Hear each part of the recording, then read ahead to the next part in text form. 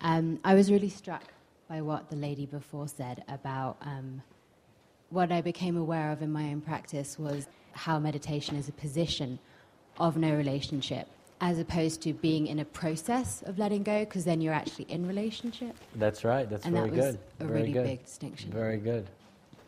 That's very good. And the idea here is to become established in the no relationship position, so that at the deepest level of your being, that's always your position.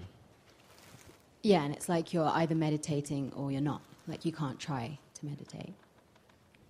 No, you can try. But you're not meditating if you're trying to meditate. I wouldn't say that. Why? I was worried you were going to say that. Because aspiration is everything. So in the way that I see it, any bit of right effort is all sacred. Even the smallest drop of right effort is sacred. Yeah, and I was also compelled by, actually, from you saying that the difference between making effort and not making effort is everything. Right. Now, from the perspective of non-duality, in relationship to whatever it would mean to go all the way, whatever it means to go all the way, whatever it would mean to go all the way, our relationship to that has to be whatever it takes. So, if it's going to take an enormous amount of effort, and or no effort at all, it's the same to us. Because at that point, we no longer make any distinction between making effort and not making effort. You just do the right thing, whatever that is. The right thing may require enormous effort, willpower, self-control, and it may require absolutely nothing. It all depends. But the thing is, at that from perspective of non-duality, because your commitment is non-relative, is absolute. You're no longer thinking about effort or no effort is not the issue for you anymore. It's just simply not an issue. Because there's no end point.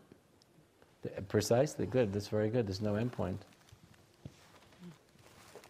The other thing is, the way that I teach enlightenment is very action-oriented.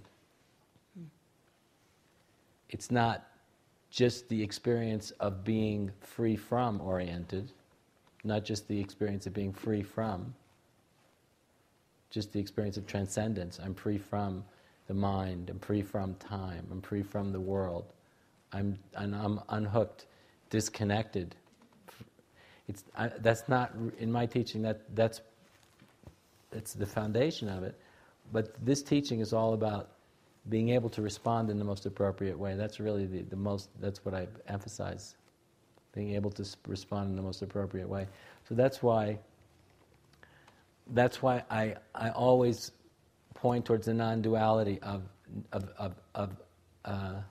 absolute effort and effortlessness.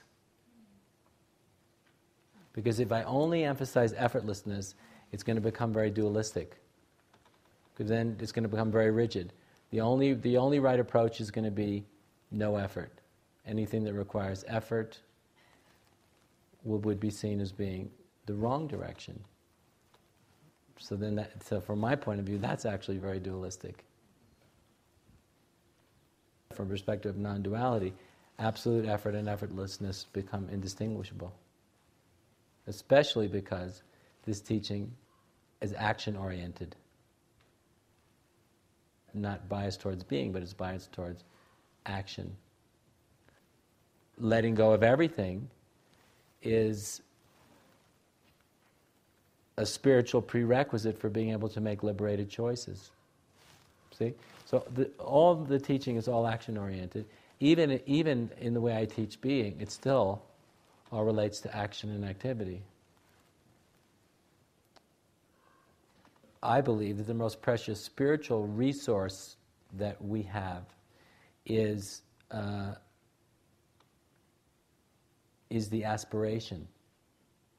You see, but before you get to 51%, because once you're at 51%, it doesn't matter. It's possible to lose faith.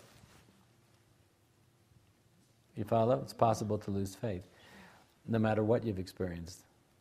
So, having access to that aspiration is the most precious thing that there is. See?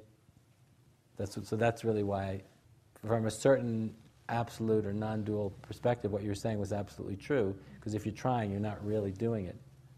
But from my point of view, so what you're saying wasn't wrong from a non-dual perspective, but from my point of view, the willingness to try is infinitely better than the loss of faith. You follow? Yeah. And the thing is, so ambivalence can be rooted out through making noble effort. Spiritual practice works, but it only works if the intention behind the practice is that it will work. In other words, one's relationship to the practice itself has to be serious. So if one does spiritual practice but there's no intention behind it, it's not going to do much. It'll have a very marginal effect. There's certain very embedded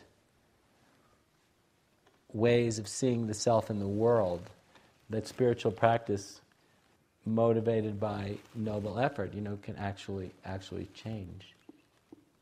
But you have to. The conviction has to be there. Then it works. If the conviction isn't there and you just do the practice in itself, doesn't do anything.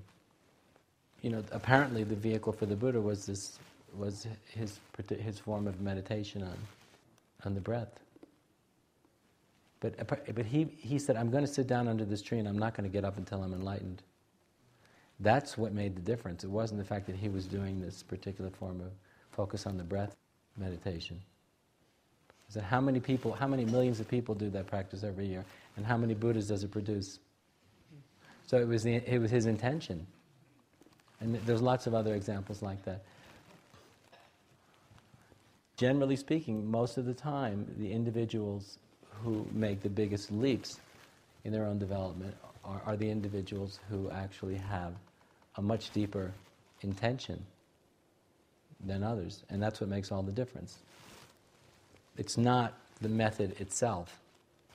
So that being said, the intention can be cultivated, and that's what the good news is. The intention, even if it's not there, it can be developed. It can be developed. It's like a muscle. It can be developed. And that takes a noble effort. And so this whole talk I'm giving is all a response to why I was hesitating in relationship to what you said. And I was hesitating because I was appreciating the beauty and the clarity of your insight, because you really are appreciating the nature of non-duality from your own experience. So I was really appreciating that. And I was feeling frustrated mildly that I couldn't give you a complete affirmation that I wanted to, because what you were saying was so authentic and was refreshingly authentic. But everything I've been saying for the last 20 minutes or so is the reason why I couldn't do that.